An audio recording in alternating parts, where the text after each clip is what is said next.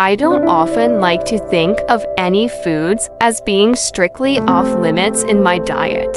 If I want to enjoy a bowl of ice cream on a hot summer day, then I want to feel like I can do that. And if I want to have a few cookies around the holidays, then by all means, I'm going to let myself.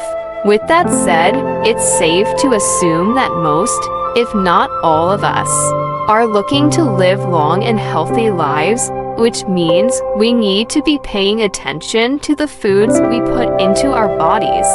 We all know it's ideal to consume whole, unprocessed food as much as possible, but which exact foods may be harming our health? I turn to the experts to help determine the foods we should try to avoid most of the time in order to give us the best chance at a long and healthy life.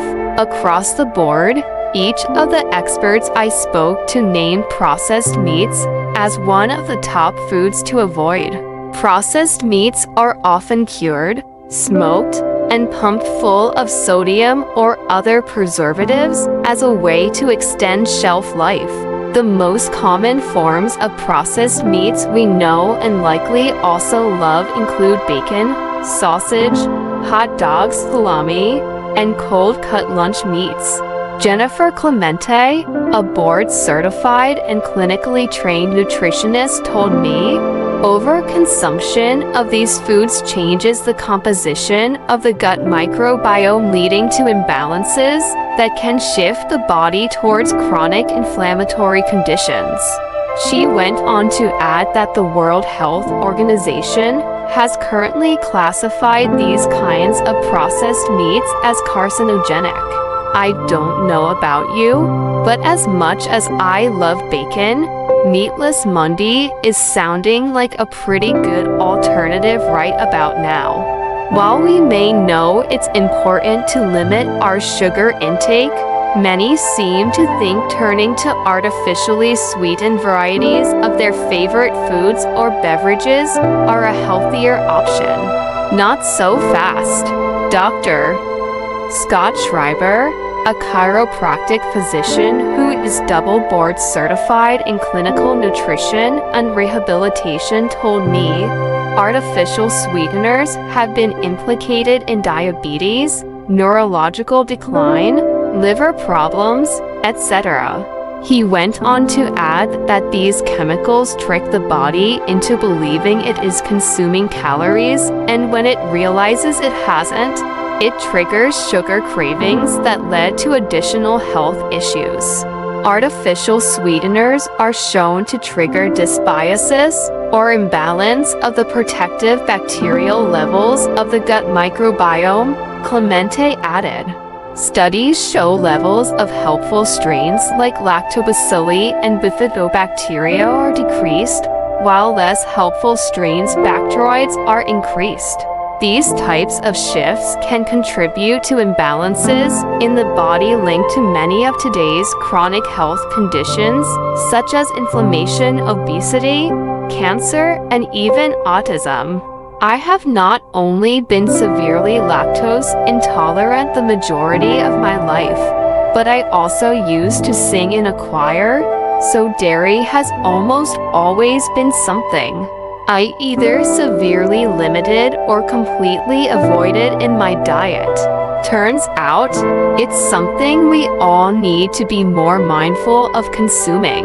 Dairy products contain saturated fat, sugars, hormones, and antibiotic residues that are not good for your health, said Schreiber. It is a digestive system irritant, contributes to heart disease, diabetes, acne, and weight gain. Schreiber went on to add that due to the production of insulin-like growth factor, it has been implicated as a cancer promoter. While this is one perspective, it's important to keep in mind that the science around dairy's nutritional harm and/or benefit is unclear. David Katz, MD, Director of the Yale Griffin Prevention Research Center in Derby, Connecticut, told Self that the science is murky at best. Lisa Sasson, RD, a clinical associate professor of nutrition at New York University, was interviewed in the same Self article and said that she could find just as many studies that claim dairy can help prevent cancer. Some may feel it's better to be safe than sorry, while others aren't willing to give up their beloved cheese if the science isn't yet clear. If you're unsure, it's always safest to just do what feels right for you. Whether you call it soda, pop, or Coke, the important takeaway here is that consuming these types of sugary beverages are not conducive to living a long and healthy life. Dr. Candace Setti, a licensed clinical psychologist, certified personal trainer, and certified nutrition coach, also known as the weight loss therapist, told me, drinking soda is basically like drinking simple sugar combined with chemicals. Because of the simple sugars, it causes a rapid insulin response with a blood sugar spike followed by the obvious crash soon after. She went on to add that if this cycle is happening regularly, it will often lead to insulin resistance, metabolic syndrome, and diabetes. Setti also pointed out the link between drinking soda and dementia, gout, increased cancer, and heart disease risk, and obesity. Obviously, water is always going to be the best beverage to stay hydrated and quench your thirst. But if you're drinking soda for the bubbles or flavor, Setti suggests replacing it with seltzer. And if you're drinking soda for the caffeine, coffee or tea would make great substitutes. As delicious as French fries, onion rings, and corn dogs may be, it's safe to say we all know these foods are not the poster children of a healthy diet. Becky Kirkenbush, a registered clinical dietitian at the Watertown Regional Medical Center, told me, fried foods are high in unhealthy fats, saturated and trans fats.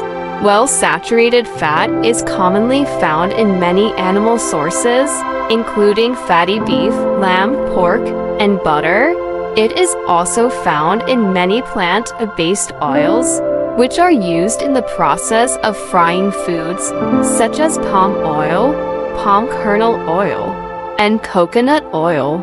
Instead of hitting up your favorite drive-thru the next time a hankering for your favorite fried food hits, Kirkenbush suggests baking your own French fries and chicken nuggets right at home. Like most, my college days were full of cheap and convenient meals like packaged ramen noodles, boxed rice, on TV dinners. Of course, I knew these weren't the healthiest options out there, but they fit my budget and were easy to have on hand when I couldn't make it to the school cafeteria before it closed for the night. Kirkenbush pointed out that these foods are high in sodium and low in nutrients. A diet high in sodium can be a contributing factor leading to high blood pressure, stroke, heart disease, and heart failure. When possible, select low sodium or reduced sodium versions of these items, she suggested, but still remember that they may be higher in sodium than what is recommended. She also pointed out that portion control can be difficult with these kinds of items, often leading someone to consume more calories than they even realize. While some fats can serve multiple benefits to our bodies, Setti pointed out that trans fats do just the opposite. Trans fats are basically vegetable oils that have added hydrogen molecules to change them from a liquid to a solid and ultimately created a longer shelf life, she said. A great example of this is Twinkies, which basically last forever. The problem with this is that this altered state is hard for the body to break down, and so it just hangs out in the fat tissues and actually prevents us from using other proteins and fats, Seti added. We often find these fats in commercially made food products like biscuits, cakes, fried fast foods, microwavable frozen foods, and margarine. While you may think these foods are tasty, said Clemente, trans fats may increase your risk for cardiovascular disease, stroke, and type 2 diabetes. Seti suggests checking your nutrition labels before you purchase and avoiding anything with trans fat, hydrogenated, or partially hydrogenated anything listed on the ingredient list. The debate around high fructose corn syrup has been floating around for a while, as it is a cheaply manufactured and easily accessible man-made sweetener often found in processed foods and sodas. While it is used quite a bit, its impact on our bodies is actually quite negative.